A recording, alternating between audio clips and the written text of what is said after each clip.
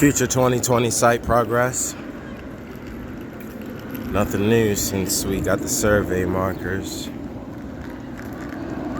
here.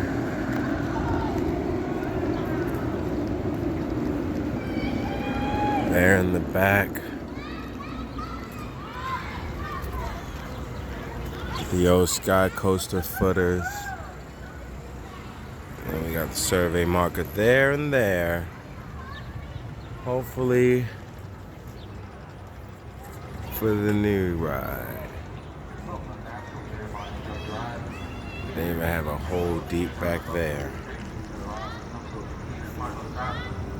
Probably another footer.